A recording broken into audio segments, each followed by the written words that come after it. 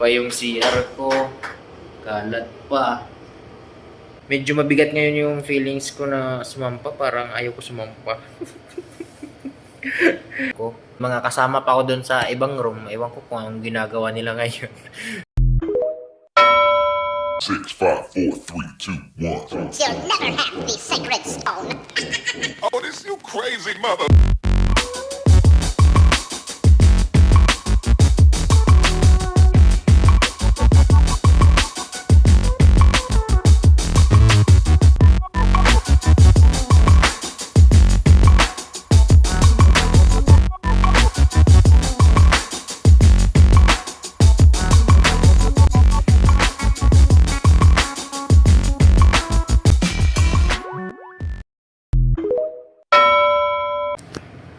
So, what's up sa inyo mga kamay?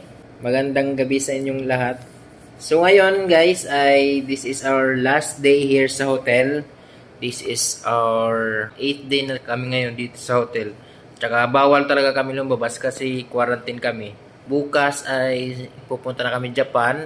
Tapos, next day, doon na kami sasampa sa barko. So, ngayon, ewan ko kung bakit quarantine kami, pero yung sa ibang company daw, wala na doon talaga silang quarantine bago sumampa ng barko. Mga kasama pa ako doon sa ibang room, ewan ko kung anong ginagawa nila ngayon. Baka hindi rin sila makatulog dahil baka excited or baka kinakabahan siguro. Ganon. Konting update lang. So this is my last day dito sa room ko. So napamahal na rin ako dito sa room ko kasi marami na akong nagawa dito na kalokohan. So, share ko lang. Bali, bukas yung flight namin, alas 6. Tapos, dating kami ng Japan mga 11 a.m. Tapos, yung papasok sa Japan na mga OFW ay meron pa rin silang requirements na dalawang QR code. QR code sa immigration nila, tsaka QR code sa customs nila. Customs declaration, immigration, no? So, yun pa rin yung mga requirements nila. Pero nung nag-COVID, medyo mahirap yung mga requirements nila kasi marami pang mga application na dina-download. Tapos, mga QR code. Ngayon, medyo maluwag na sila. Mga QR code na lang sa immigration tsaka sa customs. So, ayun. Bali, since di naman ako masyadong makatulog kasi, ewan ko. Ayun, konting vlog lang, konting update lang kung ano nangyayari. So, naka-empake na ako doon. Pake ko na yung mga gamit ko. Yung susuotin ko. Medyo makalat nga yung room ko eh, oh. Wala eh. Ganun talaga. Tapos ito pala yung binigay nila. Binigay nila na pagkain. Sabi nila breakfast, parang hindi naman to pang breakfast, parang pang merienda lang naman to. Ano to? Sliced bread na may sausage, tapos kape. Kape nila oh. So yun daw yung breakfast namin. So yung sabi sa amin, yung instruction sa amin ay 1:30 pick up. Bali, kukunin kami dito ng 1:30 a.m. Tapos, diretso na kami sa airport. Tsaka, check ng mga papeles, check in ng baggage, tsaka antay na lang sa airport hanggang sa mag-boarding. Dalasan talaga 6 hours to 5 hours. Sabi ng coordinator namin, mas maganda na maaga kasi pag may mga kulang na papeles, pwede pa niyang ma-prepare, ganun. Ano yung sabi niya. Pero mas maganda din talaga yung mga ganong oras. Pero pag domestic naman, sumasakay ako pag mga ano lang, mga 2 to 3 hours. Nandun na ako dapat. Advance rin ako sa oras. Bali naggatas na ako kanina.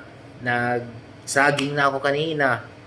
Hindi pa rin ako makatulog. Ewan ko kung excited lang or ano. Or may mga ibang feelings pa, char. Medyo mabigat ngayon yung feelings ko na sumampa. Parang ayaw ko sumampa.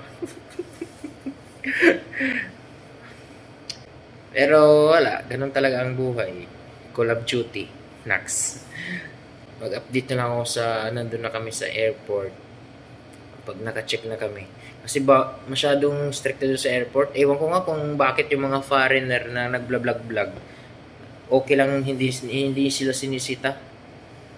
Pero pag mga Pinoy, kapwa Pinoy, sinisita nila pag nag-vlog dun sa sa may loob ng airport na pagpasok pa lang ng airport papuntang check-in, immigration, bawal talaga 'yan. Pero pag mga foreigner hindi nila sinisita. Pero aside na lang pag naka-check-in ka na, nandun ka na sa may boarding gate, doon ka na nakaupo, okay lang andun mag-vlog.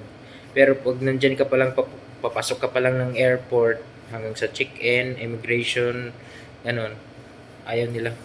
So, yun lang siguro, as of now. Kalat pa nga yung kwarto ko oh. Ano nyo?